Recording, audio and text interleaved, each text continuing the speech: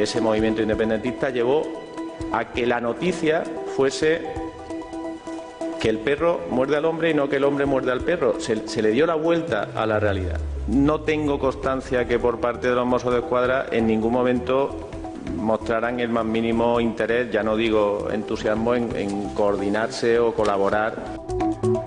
Buenas noches. Los Mossos d'Esquadra de nuevo en el ojo del huracán.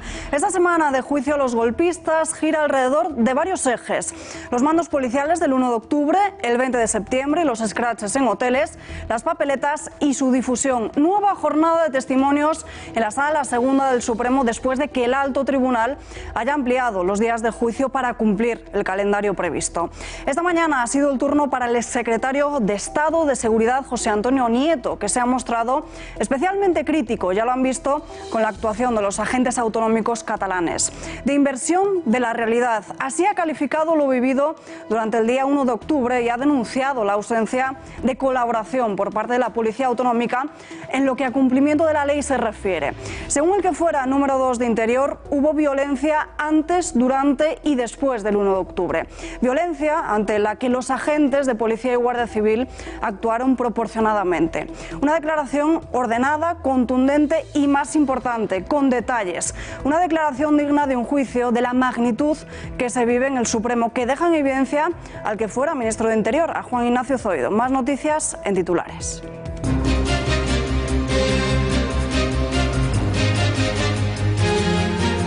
Pedro Sánchez firma el decreto de disolución de las Cortes por el que se convocan las elecciones del 28 de abril. Mañana mismo será publicado en el Boletín Oficial del Estado y entrará en vigor. Convocatoria oficial en medio de las acusaciones del Partido Popular de que el Gobierno hace un uso partidista de las instituciones.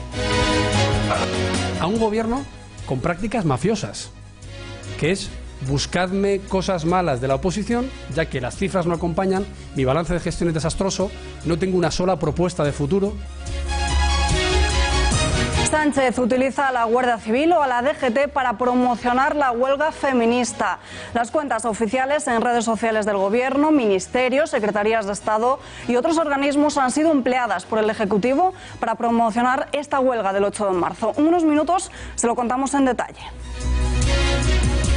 Malos datos en empleo. El paro vuelve a subir durante el mes de febrero. Concretamente, sube en 3.279 personas con respecto al mes de enero. Se traduce en el peor febrero desde el año 2016. Los expertos señalan como culpables a las políticas económicas de Pedro Sánchez. Se nota un frenazo importante en la creación de empleo, se nota que la desaceleración económica está pasando factura a la creación de empleo, pero también se nota que se han tomado medidas que no son las correctas. Villarejo pide desclasificar los documentos del 11M, asegurando que en ellos se señala la autoría real del atentado. Así se lo ha solicitado al juez a través de un escrito. Su abogado ya había vinculado en público el 11M con sus trabajos de espionaje para el BBVA, aunque nunca explicó los motivos. Arde el norte de España. Asturias ha registrado este lunes 99 incendios forestales. En Cantabria todavía hay 20 activos y en Vizcaya solo se mantienen algunos focos. Centenares de militares de la Unión Militar de Emergencias trabajan sin descanso en la zona. Entre aplausos y al grito de presidente, así ha sido recibido Juan Guaidó en el aeropuerto de Venezuela. El presidente legítimo vuelve al país después de una gira por países latinoamericanos para reforzar los apoyos internacionales con los que cuenta. Sin embargo, sobre él pesaba una orden de no salida del país decretada por el régimen chavista de Maduro. Estamos mucho más dispuestos a acabar con la opresión. A mi llegada, sea cual sea el camino que tome el dictador, vamos a continuar. Hay una ruta establecida: cese de usurpación, gobierno de transición y elecciones libres.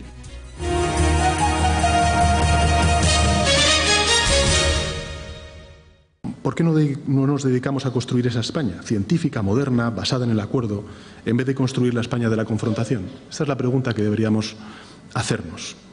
El esfuerzo del que estamos hablando hoy tiene que ser compartido, no solamente por todas las fuerzas parlamentarias en el Congreso de los Diputados, sino también por el conjunto de la sociedad. Pedro Sánchez, lo acaban de escuchar, aboga por construir una España científica frente a la de la confrontación.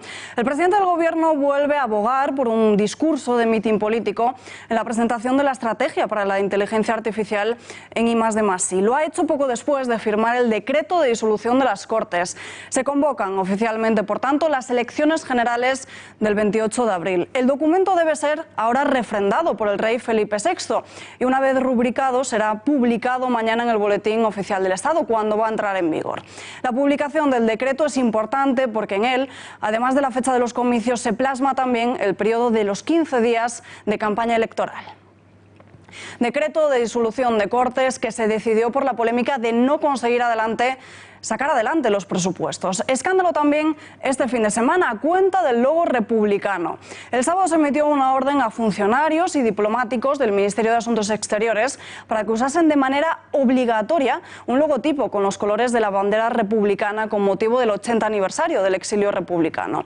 Debían insertarlos en todos los pies de firma de sus correos electrónicos, un hecho que levantó el malestar entre los diplomáticos. El diario ABC tuvo acceso a ese correo en el que el mandato era claro, pero una vez saltó a la luz, el ministerio que dirige Josep Borrell envió otra nueva circular sustituyendo la obligación por un mensaje en el que se decía que el uso de este logo estaba concebido para su utilización en los eventos relacionados con la celebración del acto.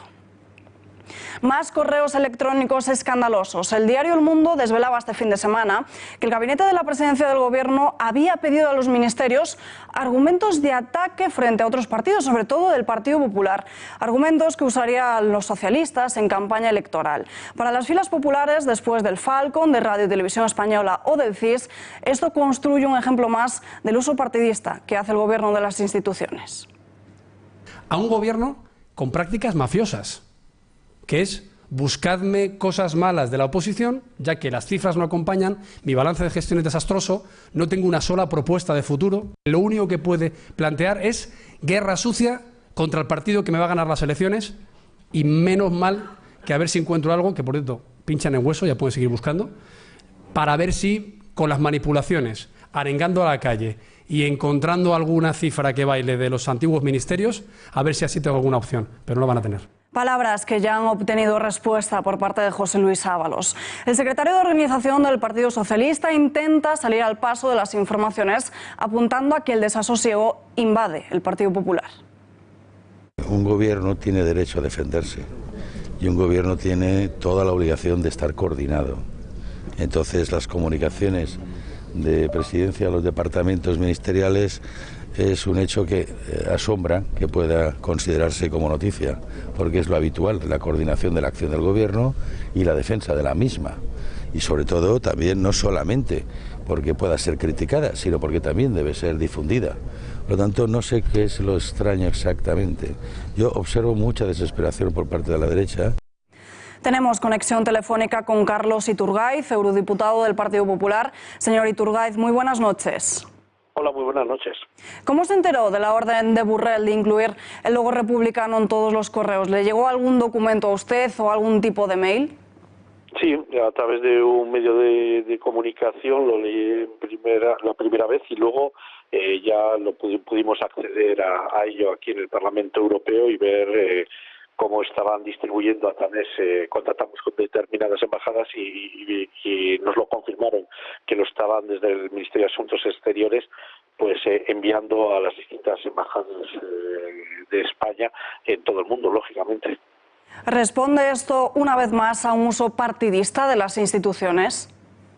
Por supuesto que sí, pero no solo es partidista, es que es un verdadero escándalo, aunque haya tenido que echar marcha atrás, porque lo importante es lo que conlleva esta utilización de estos símbolos. Y claramente, lo digo y lo subrayo, esto es un ataque a los símbolos de la nación, a la propia monarquía y a la utilización por parte del gobierno a usar la crispación y demostrar que al Partido Socialista y a la izquierda no le gusta ni la bandera nacional, ni el símbolo, ni el escudo nacional, ni la propia monarquía, que ellos están más cómodos con la República y hacen además propaganda de la República y el republicanismo. Y además a mí me sorprende que muchas veces ellos atacan cuando ven banderas con el símbolo anticonstitucional del águila de Franco y que lo hacen lógicamente porque es anticonstitucional, y tan anticonstitucional es ese símbolo como es la bandera republicana,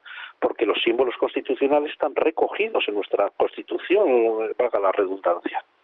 También hemos conocido que el Gabinete de Presidencia habría ordenado a todos los ministerios que les trasladasen argumentos de ataque contra el Partido Popular. ¿Sabe qué medidas van a tomar desde su formación para frenar esta guerra sucia, como ha denunciado Casado?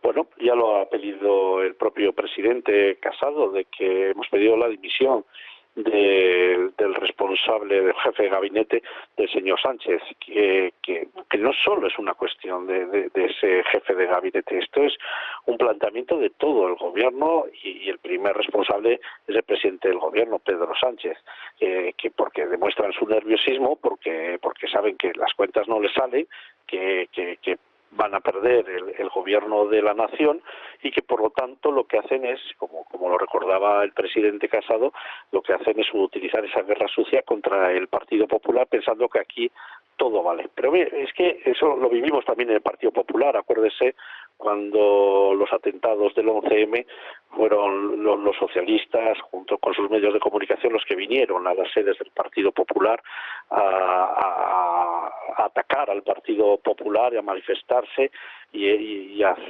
echar a la gente a la calle. Y ahora pues vuelven a utilizar esa guerra sucia otra vez, y lo están haciendo, y lo seguiremos viendo, porque ellos no se cortan para nada cuando necesitan vencer, y van a vencer por las buenas o por las malas. Señor Iturgaiz, muchísimas gracias por atender a nuestra llamada. Muy buenas noches. Es un placer, como siempre. Y Albert Rivera saca a relucir la doble vara de medir del Partido Socialista. Durante un acto en Málaga, el líder de Ciudadanos, al tiempo que pone al Ejecutivo andaluz de la Junta como ejemplo de regeneración democrática, emplaza a Pedro Sánchez a que responda a la siguiente pregunta. Si hay sentencia condenatoria de los ERE, ¿va a dimitir Pedro Sánchez? ¿Sí o no? Los españoles y los andaluces en particular se merecen saberlo. Queremos saber si el que es hoy presidente y va a ser candidato del Partido Socialista se compromete a exigir lo mismo que le exige a otros grupos parlamentarios, a otros gobiernos. 28 de abril, elecciones generales y también valencianas. Ximo Puig ha anunciado esta misma tarde el adelanto electoral en busca de una mayor participación. El presidente de la Generalitat Valenciana se ha reunido a las 5 de esta misma tarde con la número 2 del Ejecutivo, con Mónica Oltra, y con el resto de miembros del Gobierno para comunicarles la decisión de hacer coincidir ambas urnas. Compromís había votado en contra, pero ejerce Ximo Puig la potestad que le otorga el Estatuto de Autonomía de la Comunidad Valenciana frente al criterio de sus socios de gobierno de Compromís. Este cambio de rumbo se enmarca dentro de la estrategia de Puig. El líder del Ejecutivo valenciano cree que de esta forma el voto socialista se va a movilizar todavía más. La Comunidad Valenciana saldrá por primera vez del calendario electoral que sigue en la mayoría de autonomías. Vox llena teatros y salones allá por donde vaya. Santiago Abascal colgó el cartel de aforo completo el viernes en el Teatro Barceló. En un acto llamado Cañas por España, en la antigua Pachá, 700 personas se dieron cita para escuchar al líder de Vox. Horas antes del comienzo del evento había largas colas para acceder al local. Abascal habló de valores eternos y universales, habló de la necesidad de luchar contra la corrección política y, por cierto, dio pistas sobre la candidatura de Vox a las autonómicas y municipales de Rocío Monasterio. Acompañado por Rocío Monasterio, como decimos, dio un discurso contra el golpe de Estado de los independentistas e incluso se atrevió a ejercer de DJ pinchando el himno de España. No estáis aquí por el color verde ni por las siglas de un partido político. Estáis aquí por vuestra patria, que se llama España. Y vosotros habéis sido los que, a pesar de que os llamasen fachas, a pesar de que os dijesen que llevar la bandera de España en la muñeca era una cosa antigua y casposa, lo habéis hecho de manera sistemática. Y yo por eso digo...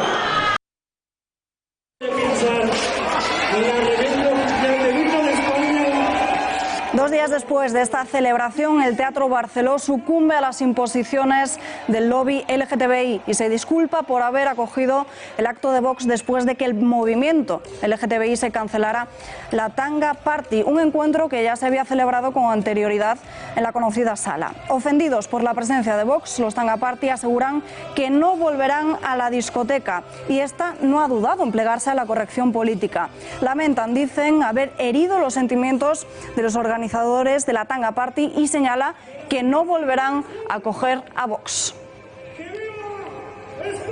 La candidata de Podemos a la alcaldía de Ávila de Podemos, Pilar Baeza, elegida en primarias, fue condenada por asesinato a 30 años de cárcel, de los que cumplió 7 en la abulense cárcel de Brieva.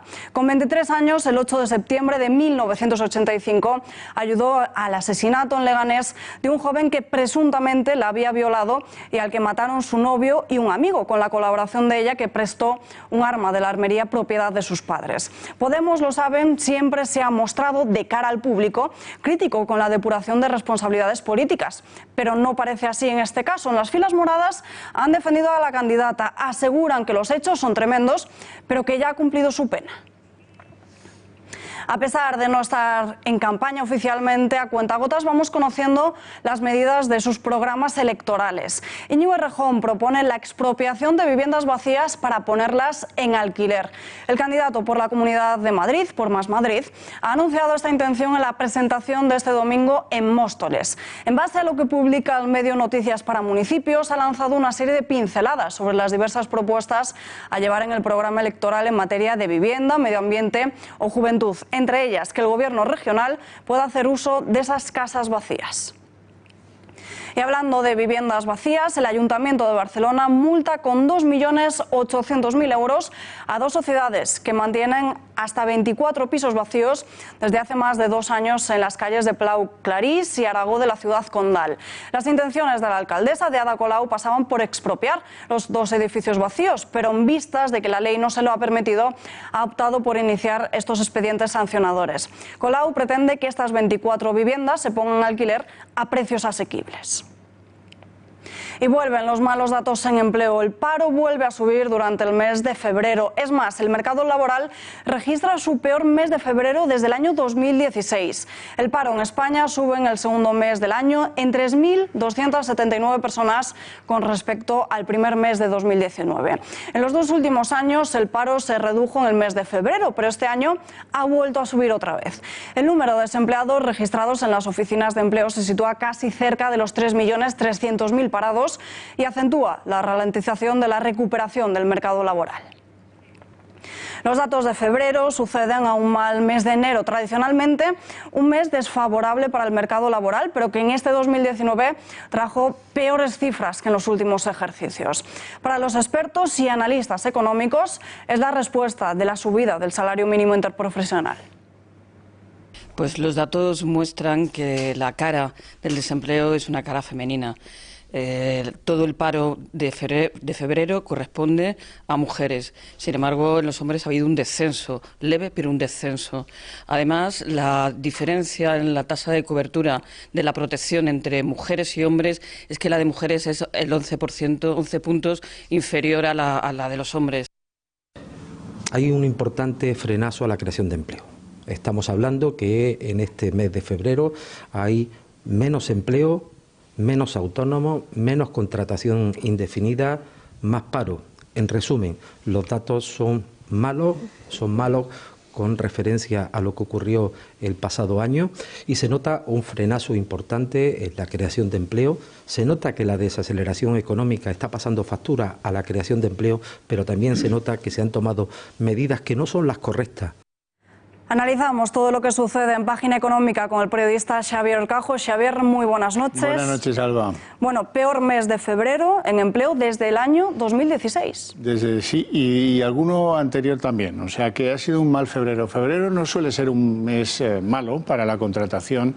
De hecho, que haya 3.279 parados más es muy mala señal. a pesar de que el número es relativamente corto, pero hay comunidades como la de Madrid que ha empezado a perder empleo en febrero. Este es el segundo mes con datos malos. Enero, bueno, se puede dejar pasar porque terminan muchos contratos estacionales, pero febrero ya es un signo malísimo. Y sobre todo, hay un dato especialmente preocupante. Normalmente, a pesar de que ahora casi ningún dato valga gran cosa, medimos esto en clave de los cotizantes a la Seguridad Social, los nuevos cotizantes. Bueno, digo que a veces los datos no valen gran cosa porque hay gente que tiene 2 y hasta 3 contratos el mismo mes. Pero bueno, normalmente hablamos de unos 200.000 nuevos contratos, nuevos cotizantes a la Seguridad Social, los que soportan la estructura. Bueno, pues este ha sido un mes de 69.700, menos de 70.000. Esto demuestra que evidentemente hay un frenazo en cuanto a la contratación. ¿En parte por el salario mínimo? Pues sí, en parte. Y en parte por el anuncio de una contrarreforma de la reforma laboral del PP, que a muchos empresarios pues, les ha llevado a una prudente esperar y ver en cuanto a su toma de decisiones en su empresa. El viernes, Xavier, vimos más decretos del gobierno de Pedro Sánchez, ampliación del permiso de paternidad, también medidas en alquiler, pero ¿a cuánto asciende esta factura? Pues en total, haciendo un cálculo equilibrado, sin excesos, 5.170 millones de euros.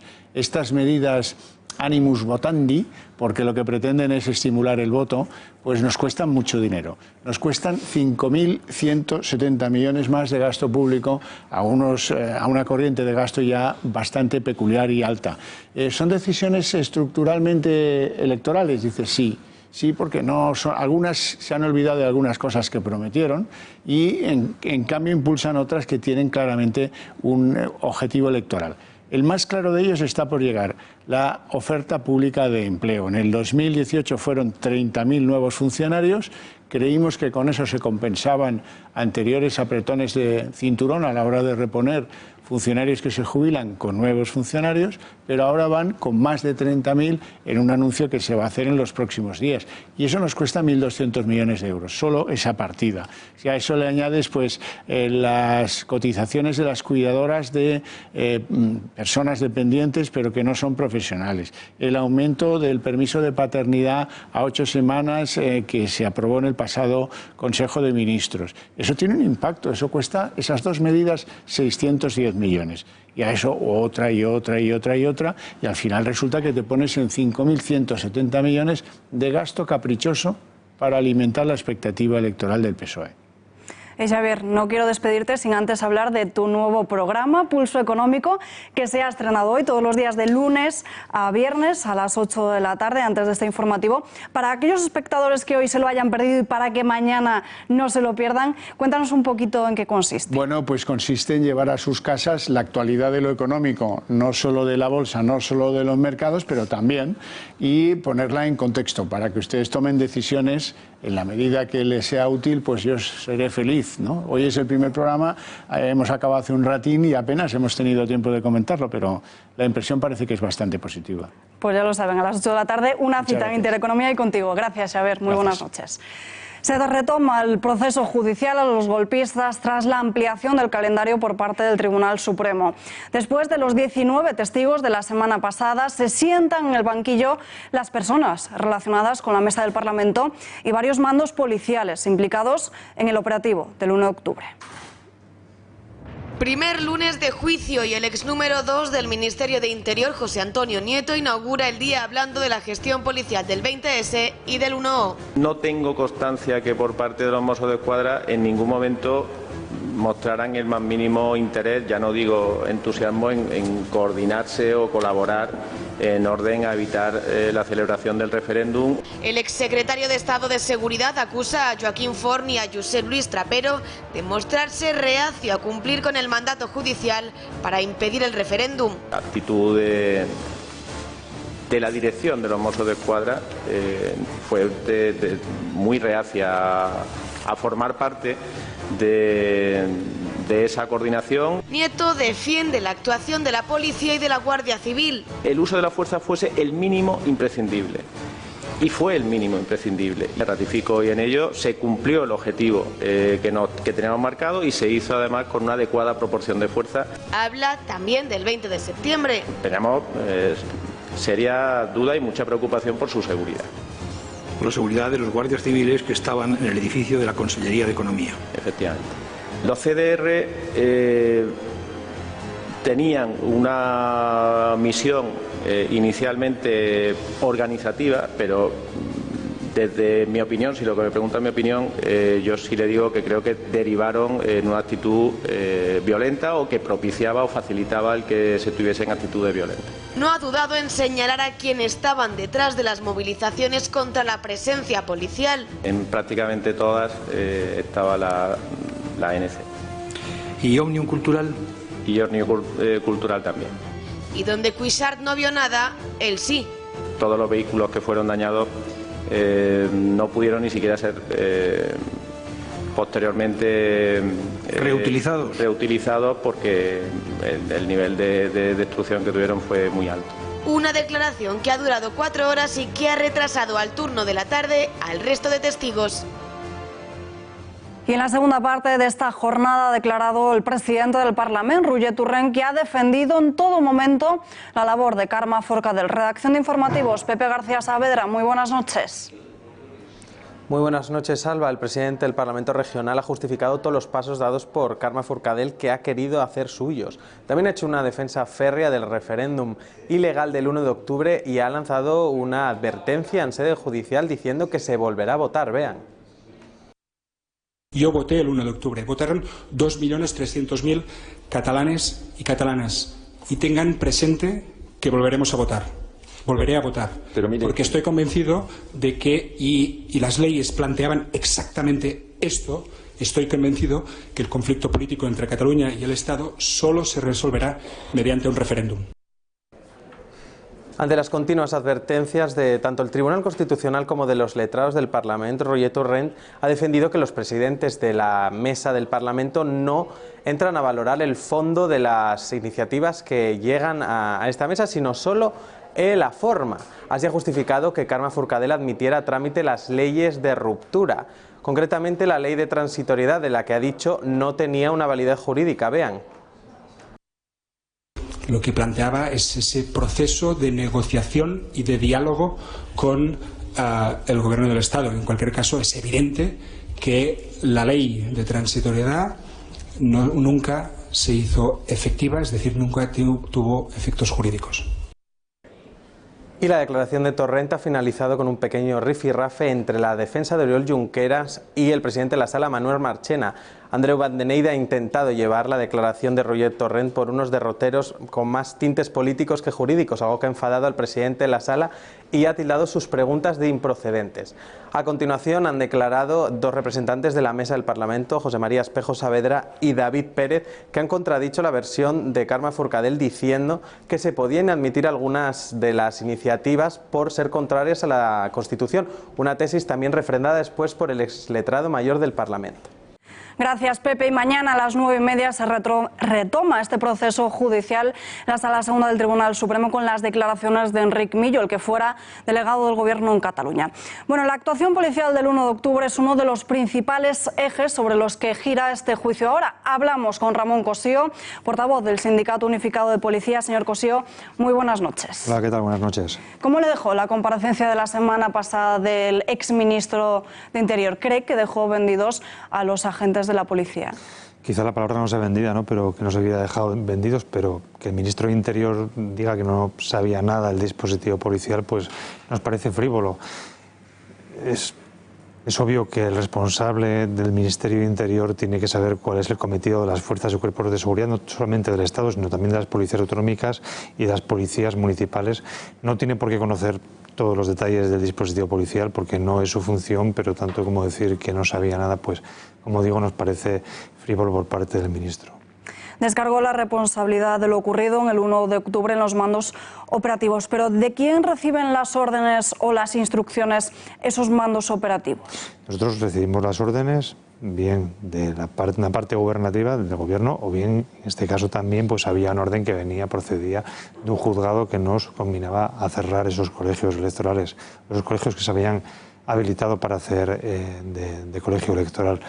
en este caso a través de una figura que es la figura del señor Pérez de los Cobos, que se designa desde la Secretaría de Estado para coordinar el dispositivo que se llevó a cabo el 1 de octubre en Cataluña. Es crítico con esta figura, la del coronel Pérez de los Cobos. ¿Por qué? Somos críticos. En su momento dijimos que había una Junta de Seguridad que existe en todas las comunidades autónomas y que es soberana a la hora de tomar decisiones relativas a las fuerzas y cuerpos de seguridad del Estado y las comunidades autónomas y ayuntamientos, como digo. Entonces, en este caso, se designó a esa persona para coordinar el dispositivo y nosotros a día de hoy pues desconocemos que tenga una cualificación, una experiencia extensa en ese ámbito, ¿no? El diseño de dispositivos policiales de ese calibre. Digamos en cuenta también que es militar, entonces bueno, entendimos que había personas quizá con otra capacitación mejor para llevarla a cabo, ¿no? Y a los hechos nos remitimos, pues por muchos otros motivos también pues no fue un buen dispositivo, no salió bien. ¿Y qué le ha parecido la declaración de hoy del que fuera secretario de Estado de Seguridad, del señor Nieto? Ha sido crítico con los Mossos e incluso ha hablado de inversión de la realidad. Había un actor protagonista en todo lo que era el dispositivo de seguridad para el 1 de octubre, que eran los Mossos de Escuadra. Nosotros íbamos a auxiliar a los Mossos de Escuadra para llegar donde ellos no llegaran. Tenían encomendados casi a 3/4 partes de los colegios electorales. Obviamente, si los Mossos de Escuadra no hacen su trabajo, porque entendemos que los Mossos, dentro de los nuevos Mossos de Escuadra, los policías, sino dentro de los cuadros, las estructuras de mando de los Mossos de Escuadra tienen un sesgo político muy marcado y eso impidió que lo que son los Mossos de Escuadra, los policías, quienes están en la calle deberían haber ejecutado esas órdenes, pues las ejecutasen porque no recibieron esas instrucciones. Las instrucciones que dan evidencia por los comunicados, las comunicaciones que se han intervenido, la información que vamos teniendo, que no tenían ese cometido entre lo que preveían hacer a lo largo de ese día. En su opinión, como representante policial, ¿hubo o no hubo violencia en los días previos al 1 de octubre y también ese día del referéndum? Hubo violencia de un sector radical de la ciudadanía hacia todo lo que es generarse, hacia todo lo que fuese pues las fuerzas y cuerpos de seguridad o representase algún interés del Estado en una comunidad autónoma. Nosotros tuvimos que emplear la fuerza en muchos colegios, desgraciadamente, es un trabajo muy desagradable, lo repetimos, lo reiteramos todos los días, pero es el cometido que tienen las unidades de intervención policial.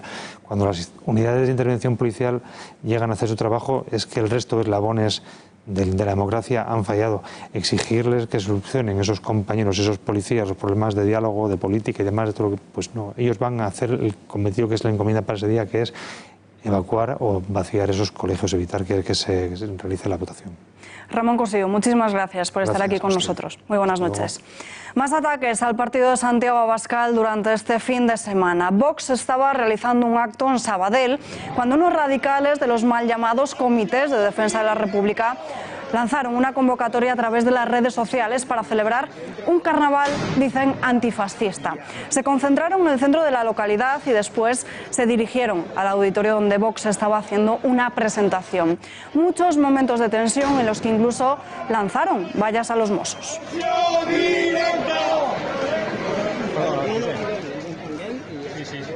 Homenaje este pasado domingo en Bilbao en honor del miembro de ETA, Germán Urizar. Alrededor de un centenar de personas se concentraron en la calle Portal de Zamundio para celebrar la salida de prisión de Algeciras y posterior llegada a Bilbao de etarra. Un acto organizado por Calera Calera, en el que le recibieron multitud de pancartas y vítores. Covite, colectivo de víctimas del terrorismo, ha anunciado que va a denunciar ante la Audiencia Nacional este recibimiento. Aseguran que los hechos pueden ser constitutivos de un delito de enaltecimiento del terrorismo y de humillación a las víctimas. El separatismo radical sigue trasladando la violencia y la tensión a las calles catalanas, denigrando la imagen de España. Este fin de semana ha ocurrido en la localidad barcelonesa de Berga. En sus carnavales han representado, tal y como están viendo en sus pantallas, el entierro de Franco. Representan el traslado del cuerpo al Valle de los Caídos, a hombros de 6 cucarachas. El Ayuntamiento de Berga está gobernado por la CUP. Compañeros, Vox ha sacado 12 escaños en Andalucía y con toda probabilidad Sánchez utiliza a la Guardia Civil o a la DGT para promocionar la huelga feminista. Las cuentas oficiales en redes sociales del Gobierno, ministerios, secretarías de Estados y organismos como la Guardia Civil o la DGT han sido empleadas por Sánchez para promocionar la huelga del 8 de marzo. Las imágenes de estos perfiles aparecen, lo están viendo desde el pasado viernes, cuando el Gobierno impulsó una campaña de calado electoral para promocionar la huelga. La Guardia Civil, tras los comentarios negativos de ciudadanos y asociaciones del cuerpo, ha optado por despolitizar su cuenta y despojarse de la imagen en apoyo a este día. El Partido Socialista vacía su agenda de este viernes para secundar la huelga feminista. Hoy ha anunciado cuáles serán sus acciones de cara a este día, entre ellas donar el sueldo de la jornada de trabajo, ya que como cargos políticos no tienen derecho a huelga. 8 de marzo en el que el Partido Socialista va a estar presente. Por tanto, queremos mostrar nuestro apoyo a las manifestaciones del 8 de marzo, que vamos a estar presentes en ellas, vamos a apoyar la huelga convocada por los sindicatos mayoritarios. Saben ustedes que los representantes políticos no tenemos derecho a huelga, pero sí que despejaremos nuestras agendas. El salario de ese día lo destinaremos, lo donaremos a asociaciones feministas. Críticas al género masculino, contra el amor romántico, aborto libre desde los 16 años o promover la masturbación entre los más pequeños. Son solo algunos de los principales puntos del manifiesto de la Coordinadora Feminista, la principal asociación impulsora de la huelga de este viernes. Porque 1.560 mujeres han sido asesinadas por violencia machista en los últimos 14 años. Muchas de ellas no están contempladas en la Ley de Violencia de Género. Porque no existe verdad, protección y reparación para nosotras y no hay seguridad efectiva ni justicia para muchas de quienes denunciamos. Porque la justicia es patriarcal y pone en duda nuestra palabra, porque no nos creen, porque cuando denunciamos que hemos sido agredidas se cuestiona nuestro testimonio, se nos juzga a nosotras y no a los agresores. Porque las mujeres migrantes sufrimos además discriminación racista y xenófoba en los espacios públicos y en los medios de transporte y somos objeto de redadas racistas por el simple hecho de ser migrantes racializadas. Comienza la semana del 8 de marzo y el resto de los partidos políticos se unen al discurso feminista. Aunque rechacen las lecciones, dicen feministas de la izquierda, en el Partido Popular reclaman un pacto de Estado para acabar con la brecha salarial en España. Que haya un pacto de Estado para acabar con la brecha salarial en España. Y lo pide el partido que lanzó, lideró y consiguió el primer pacto de Estado contra la violencia de género en España. Por tanto, no aceptamos lecciones de la izquierda. Una izquierda que tradicionalmente nunca se ha ocupado de los derechos de las mujeres, para empezar porque estuvo en contra del sufragio de las mujeres. Y ahí están los famosos discursos de las primeras diputadas izquierdistas que lo negaban. Mientras la izquierda se apodera de esta huelga, Ciudadanos también se sube al carro de presentar medidas a las mujeres para no descolgarse del 8M. Ciudadanos secunda y apoya esa manifestación del 8 de marzo. La Ejecutiva Nacional estará presente, tenemos que decidir todas las personas que participarán. Consejeros, consejeras, cargos de este partido también van a estar presentes, porque, como dijimos ayer en ese acto de feminismo liberal, la igualdad entre mujeres y hombres no es una guerra de sexos, es una causa de todos, entre hombres y mujeres. Por tanto, eso lo vamos a secundar, lo vamos a apoyar, vamos a estar el 8 de marzo en la manifestación y, por supuesto, como no puede ser de otra manera, también existe el derecho a huelga y la libertad de nuestros trabajadores y compañeros para poder, además de eso, ejercer su derecho fundamental. La familia real no tiene ningún acto previsto el próximo viernes 8 de marzo. La reina Leticia tampoco celebró ningún acto el mismo día de 2018, el primer año en el que se había convocado esta huelga feminista. En Podemos aseguran que la monarquía se suma a la huelga, pero que aún así no les parece bien. Parece que la reina Leticia pertenece a la institución más machista que tenemos en este país, por lo tanto, bueno, gesto maravilloso, pero hombre, la monarquía, entender el feminismo me parece a mí que no lo ha entendido ni tiene ninguna intención de entenderlo. En cuanto al feminismo liberal y las declaraciones de Inés Arrimadas, insisto en la respuesta que le daba nada a tu compañero, que es una formación política que no ha entendido absolutamente nada de qué significa unas políticas reales de igualdad. La Audiencia Nacional retoma el juicio por la salida a bolsa de Bankia con el interrogatorio de Ángel Acebes. El que fuera ministro de Interior ha asegurado no verse responsable de la contabilidad de la entidad bancaria ni tampoco de las presuntas irregularidades de los estados financieros que aprobó Bankia el año de su salida a bolsa. Acebes se ha negado a responder a las preguntas de la Fiscalía Anticorrupción, al igual que otros abogados. Está acusado de falsedad contable y de estafa a los inversores. Villarejo pide desclasificar los documentos del 11M, asegurando que en ellos se señala la autoría real del atentado. El excomisario ha solicitado al juez y al Gobierno desclasificar información que él mismo aportó como agente encubierto del Estado de una investigación que, según él, realizó sobre el atentado del 11M con ayuda de miembros honestos del CNI. En un comunicado de 2 páginas, escrito en primera persona y estructurado en 10 puntos, Villarejo vuelve a vincular, como ya hiciera en público su abogado, el 11M con sus trabajos de espionaje para el BBVA, aunque no explica por qué. Lo analizamos ya con José Carlos Velasco Sánchez, abogado de Fuster Fabra Abogados. Señor Velasco, muy buenas noches. Buenas noches. Bueno, el excomisario asegura que en la investigación del 11M se seleccionó lo que debe llegar y lo que no al conocimiento de la justicia. Afirma también que los servicios de información dejaron de seguir pistas fundamentales. Pero, ¿qué supondría esto? ¿Cómo se tipifica legalmente ocultar información?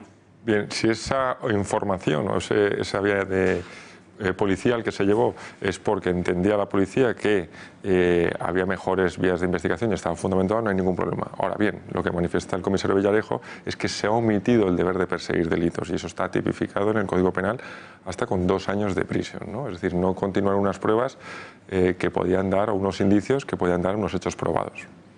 Villarejo pide la desclasificación de documentos, pero si el juez lo permitiese, ¿sería posible reabrir esta investigación o está absolutamente cerrada? Existe una posibilidad a través de una nulidad de actuaciones en el cual, si se demuestra que esa información que se ha adquirido con posterioridad a ese procedimiento judicial podía haber devenido, podía haber tenido un carácter fundamental en ese procedimiento, se puede reabrir de forma parcial o de forma total. Eso tendría que verlo la Sala de lo Penal de la Audiencia Nacional, que fue quien lo juzgó en aquellos momentos. Si se probara, como dice Villarejo, que fue otro Estado el que organizó este atentado terrorista contra España, ¿qué respuesta legal puede dar la justicia española ante una realidad así? Nuestro ordenamiento jurídico entiende el Código Penal que hay que imputar principalmente a personas físicas, posteriormente también a personas jurídicas, pero lo que habría que buscar es la persona física que ha dado esa instrucción, esa orden, y habría que depurar esas responsabilidades. En el caso de que esa persona física fuese evidentemente de otro Estado, habría que solicitar esa extradición. Y si el Estado no lo concediese, el Estado en el que se supone que se ha dado la orden no se lo concediese, se crearía un cisma diplomático importante y bueno, ya tendrían que solucionarlo por otra vía que no se fuese la judicial, ¿no? Considerado como uno de los mayores exponentes de las cloacas del Estado, a Villarejo se le investiga por extorsión, cohecho, blanqueo y organización criminal. ¿Qué relación guardan los gravísimos delitos de los que se le acusa con esta información? ¿Podrían suponer algún tipo de rebaja en la petición de sus años? Bueno, en principio, esta información es ajena al procedimiento que le está llevando, salvo que se demuestre lo contrario más adelante. Y la realidad es que para que se pudiese producir una rebaja de la pena, tendría que tener consonancia con, digamos, dentro de su procedimiento. Si esta información es totalmente independiente de su procedimiento, no tiene que haber ningún tipo de rebaja de nada y no sirve de cambio de moneda de negociación como quiere hacer el comisario Villarejo. Pues señor Velasco, muchísimas gracias por arrojar luz sobre este asunto. Muy buenas noches. Buenas noches. Más asuntos del día. El mundo rural deja el campo por un día para manifestarse por las calles de Madrid. Miles y miles de personas, 6.000 concretamente, según los organizadores de Alianza Rural, para pedir respeto hacia el mundo rural y sus tradiciones, entre las que se encuentran actividades como la caza, la pesca, la agricultura, la ganadería, la tauromaquia o incluso los espectáculos con animales. Una concentración también enmarcada para intentar poner fin al acoso y ataques que sufren por parte del sector animalista y ecologista. Ganaderos y agricultores, acompañados de partidos como Partido Popular, Ciudadanos y Vox, arrancaban su marcha a las 10 de la mañana en la Cuesta de Moyano y finalizaban su recorrido en el Paseo de la Castellana, a la altura del Estadio de Santiago Bernabéu, donde se ha leído un manifiesto. Protesta que se produce poco después de la decisión del Tribunal de Castilla y León de prohibir la caza, un hecho que desde la organización ven como un despropósito. Que la demagogia medioambientalista de la izquierda en España va precisamente contra el medio ambiente, contra la libertad de los españoles y contra la economía productiva del entorno rural. La posición del Partido Popular es en primer lugar económica. La caza mueve en torno a unos 6.000 millones de euros al año y emplea a más de 170.000 personas. Segundo punto, libertad. El Partido Popular lo que quiere es que cada uno haga lo que considere oportuno en el marco legal. Porque tenemos que apoyar, por encima de cualquier diferencia partidista, a tantos españoles de los que depende la economía rural. Hay que apoyar nuestra ganadería, hay que apoyar nuestra agricultura, nuestra caza, nuestra pesca, nuestras tradiciones, nuestra tauromaquia. Y hay que apoyarlo porque es parte de la riqueza de España, es parte de sus tradiciones y porque sin el mundo rural se acaba la economía, se acaba la esperanza de muchos españoles. En muchas ocasiones hemos sido testigos del ridículo ecologista y ahora más que nunca penetra en las instituciones. El presidente estadounidense, Donald Trump, ha usado la ironía para enviarles un mensaje crítico. No planes, no energy. When the wind stops blowing, that's the end of your electric. Let's hurry up. Darling, is the wind blowing today? I'd like to watch television, darling. Presencia política casi unánime que contrasta con la soledad que viven los hombres y mujeres del campo una vez pasada la campaña electoral. Editorial con Rosa Cuervas Mons.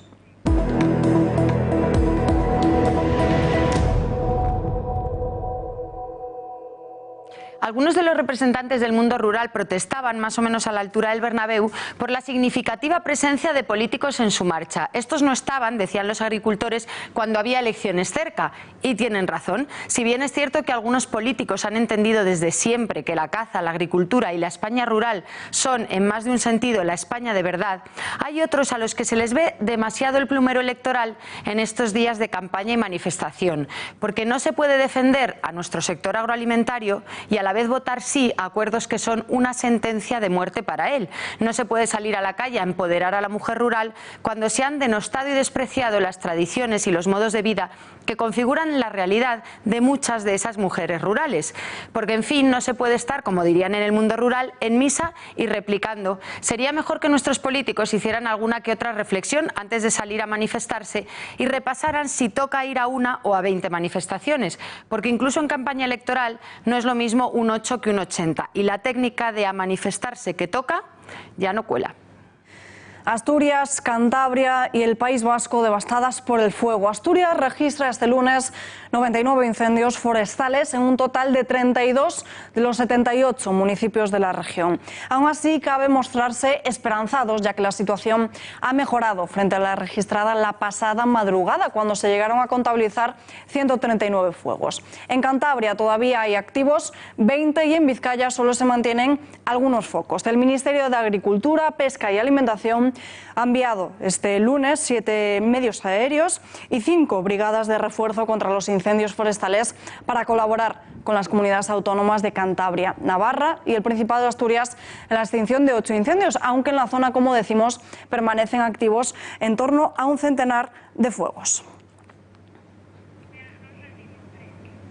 Y presten atención al siguiente dato. En 2018, 80 personas murieron al día esperando las ayudas de la dependencia.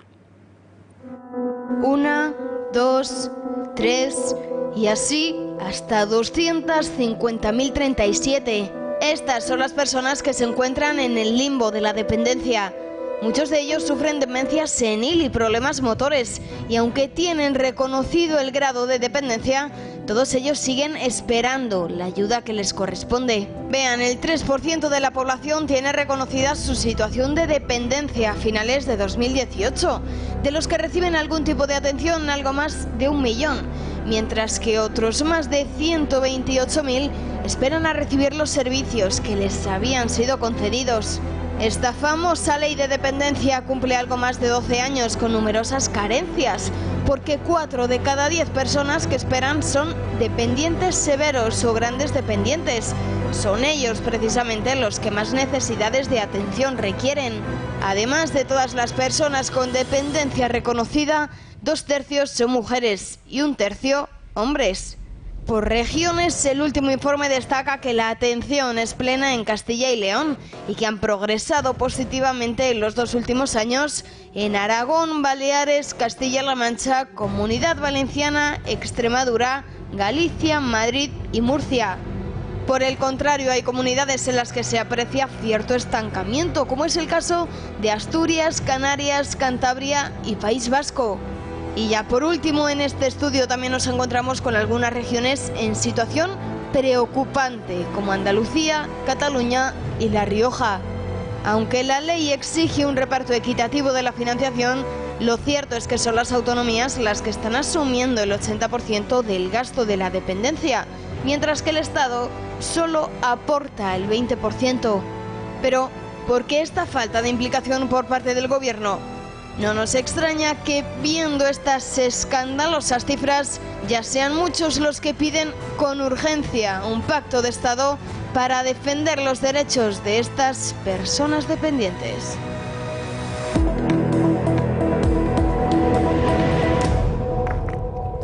El presidente legítimo de Venezuela, Juan Guaidó, ya está de vuelta en el país tras una gira internacional en la que ha recibido el respaldo de numerosos países. Juan Guaidó anunció el sábado a través de las redes sociales su regreso a Venezuela. Anuncio mi regreso al país y la convocatoria de movilizaciones en todo el territorio nacional para este lunes y martes. Difundamos este mensaje y estén muy atentos a nuestro llamado a través de las redes oficiales. El presidente legítimo de Venezuela abandonó el país el 22 de febrero para hacer una gira por países sudamericanos como Colombia, Brasil, Ecuador, Argentina y Paraguay para recabar apoyos. Por su parte, Maduro daba entrevistas en las que aseguraba que Guaidó puede salir y entrar, pero que se tendrá que ver las caras con la justicia. Pese a las amenazas, Guaidó no tiene miedo. A mi llegada, sea cual sea el camino que tome el dictador, vamos a continuar. Hay una ruta establecida. El presidente legítimo de Venezuela ya está en su país tras anunciar varias movilizaciones para el día de hoy. Entramos a Venezuela como ciudadanos libres, que nadie nos diga lo contrario. Ya sintiendo mi sol de la Guaira, el brío del pueblo que nos esperó aquí. Hay una ruta establecida: cese de usurpación, gobierno de transición y elecciones libres, acciones convocadas, llamados a los empleados públicos, protestas el día de hoy. Estos diplomáticos intentarán impedir que detengan a Guaidó. Nada más llegar al aeropuerto Simón Bolívar ha sido recibido por multitud de personas entre aplausos. Además, cuenta con apoyo institucional de diferentes países como España, Francia o Alemania. La compañía de alimentos ultracongelados Fripozo acaba de iniciar las obras de construcción de su nuevo centro productivo, que está previsto que finalicen a mediados del próximo año 2020, con una inversión de 41 millones de euros y la creación de 70 nuevos puestos de trabajo. Las nuevas instalaciones están ubicadas en la zona de expansión industrial de las Torres de Cotillas, en la región de Murcia, y aumentarán un 175% la capacidad productiva de la compañía hasta superar las 44.000 toneladas anuales. El centro contará con 6 líneas para la elaboración de soluciones de alimentación que incorporan la tecnología más avanzada. La planta tiene una superficie construida de 35.000 metros cuadrados en una parcela de 2.000.